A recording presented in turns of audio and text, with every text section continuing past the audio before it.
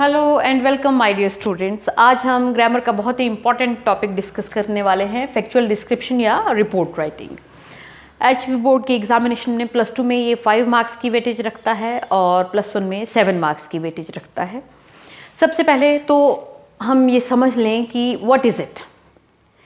ये piece of writing है, that means एक आर्टिकल है। अगर फैक्चुअल डिस्क्रिप्शन की हम बात कर रहे हैं, कोई आर्टिकल है किस चीज़ के बारे में, किसी व्यक्ति के बारे में, किसी जगह के बारे में, किसी इवेंट के बारे में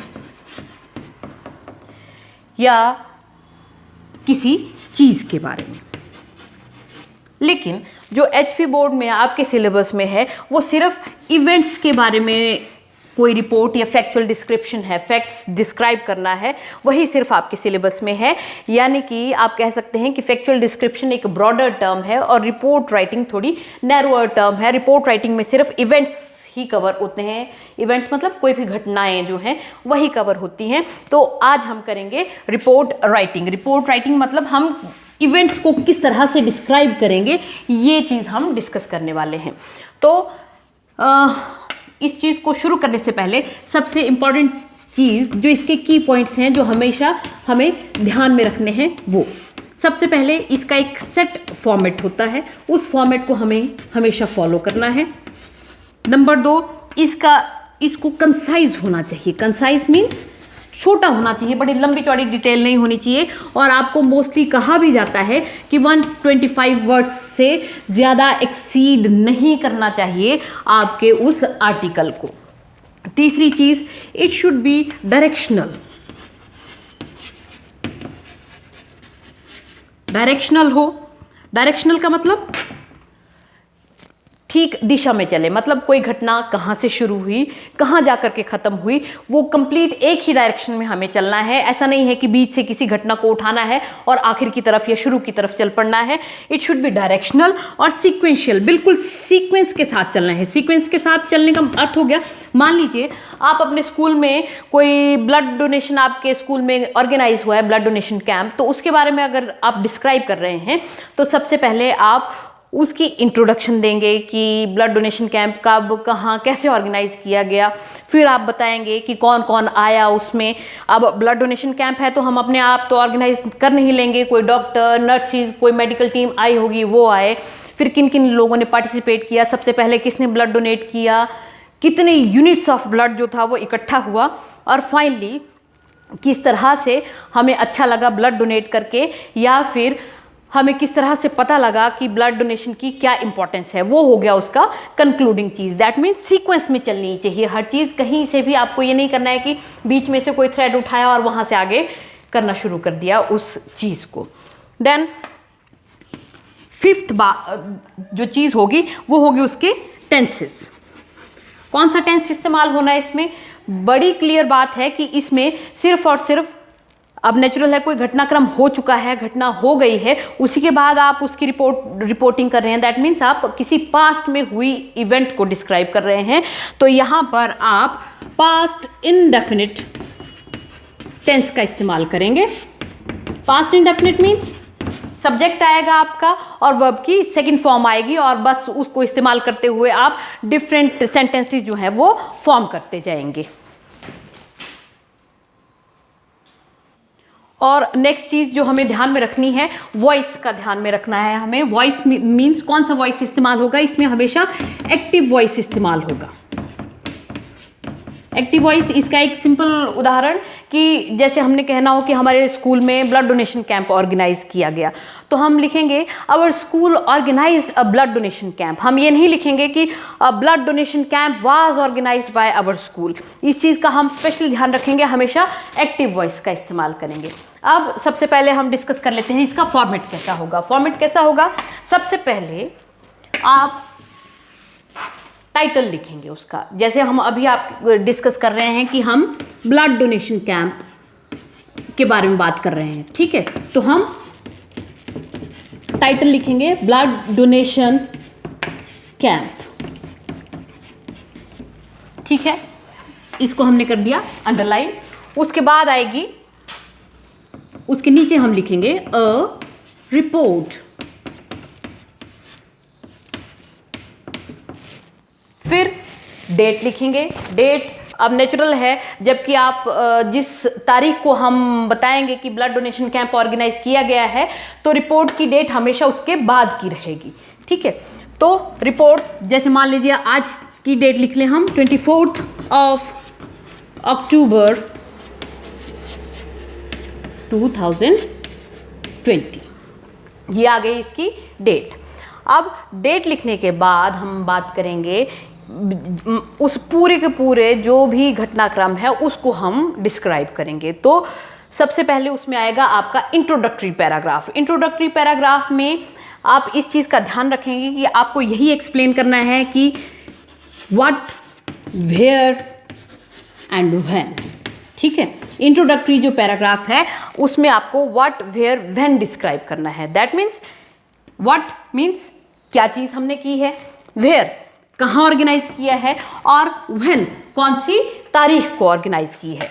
तो सबसे पहले शुरू में आ जाएगा, क्या आएगा, आप स्कूल ने ब्लड डोनेशन कैंप ऑर्गेनाइज किया है तो क्या हो जाएगा, आवर स्कूल ऑर्गेनाइज्ड। अब व्हाट क्या किया है हमने, ब्लड डोनेशन कैंप ऑर्गेनाइज किया है, तो यहां पर हम फिल कर देंगे ब्लड डोनेशन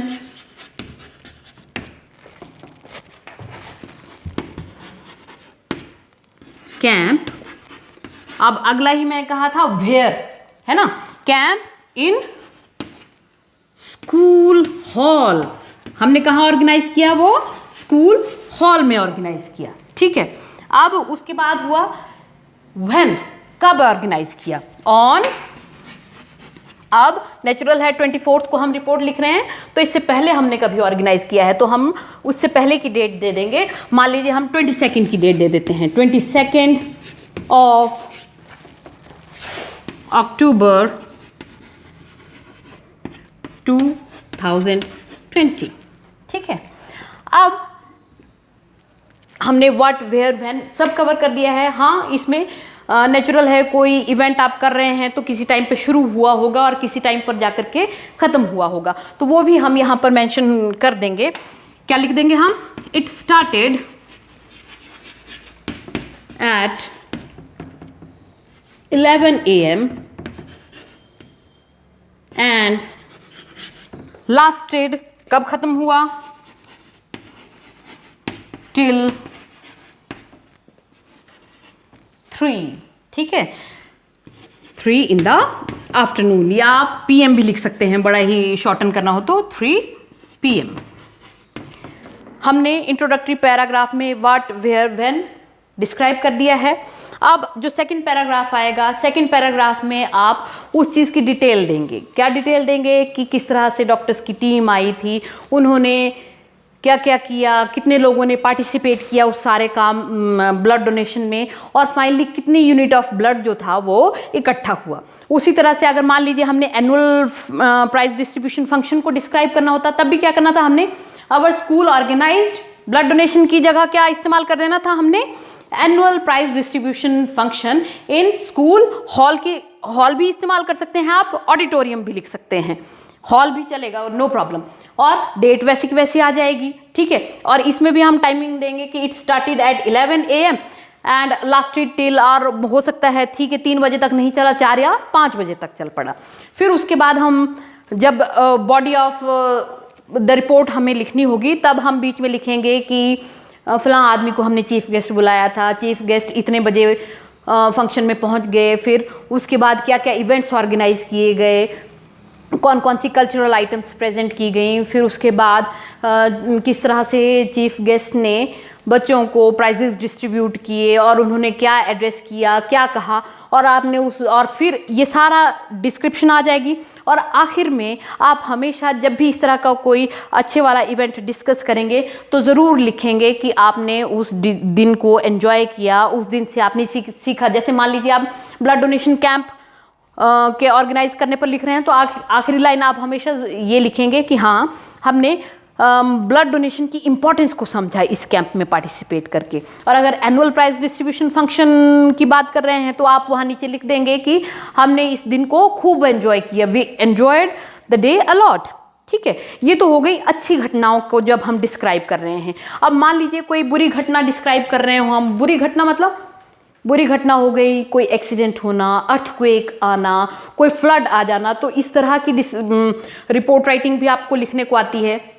तब आप क्या करेंगे, उसमें इसी तरह से डेट आएगा।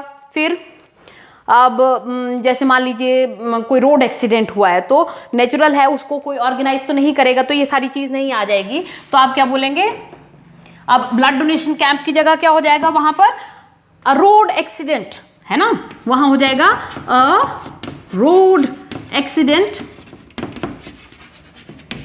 टुक प्लेस, हो गया।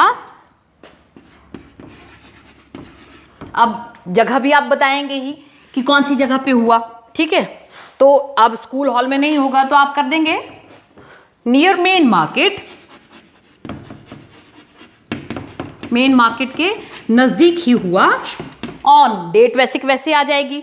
अब नेचुरल है, एक्सीडेंट है, तो इसमें ये नहीं बताएंगे कि इतने बजे शुरू हुआ और इतने बजे ख़त्म हुआ। उसमें आप ये बताएंगे कि हाँ एक्सीडेंट का कारण क्या रहा, फिर जब एक्सीडेंट हो गया तो कौन कौन लोग घायल हुए, लोग इकट्ठे हुए, उन्होंने इस तरह से मदद की लोगों की। और आखिरी लाइन में हमेशा आप ये मान करके चलेंगे कि बहुत ज़्यादा कुछ बुरा नहीं हुआ है, तो आप भगवान को थैंक करेंगे कि बड़ा ज़्यादा नुकसान नहीं हुआ, कोई मारा नहीं गया, कोई हताहत नहीं हुआ है। तो वो चीज़ लिख देंगे आप इसके आखिर में। और जब आप इसको कंप्लीटली लिख चुके होंगे, जब रिपोर्ट आपकी पूरी कंप्लीट हो जाएगी, तो उस रिपोर्ट के नीचे इसी हाथ को, जिसके जहां आपने डेट लिखी थी, बिल्कुल उसी हाथ को नीचे क्या लिखेंगे, रिपोर्टेड बाय, वहां पर जो भी आपका नाम दिया गया होगा, ठीक है। मान लीजिए वहां पे दिया है कि आप मानव हैं, आपको रिपोर्ट लिखनी है, तो आप लिख देंगे रिपोर्टेड बाय मानव, क्लास, जो भी आपकी क्लास दी गई है 10+1 10+2 जो भी कही गई है वो लिख देंगे। और इसका फॉर्मेट ऑलमोस्ट कंप्लीट है। अब एक चीज़ बचती है, वो क्या चीज़ बचती है कि ये जो आपकी रिपोर्ट होगी इसको हमेशा आप बॉक्स में एम्बेड करेंगे। ये रिपोर्ट आपकी हमेशा एक सुंदर से बॉक्स में लिखी हुई आएगी। आई होप बड़ी सारी चीज़ें आपको रिपोर्ट राइटिंग से रिलेटेड क्लियर हो गई होंगी। फिर भी कोई डाउट्स या क्वेरीज हैं तो आप कमेंट सेक्शन में ज़रूर पूछ सकते हैं उस बात को। Thank you.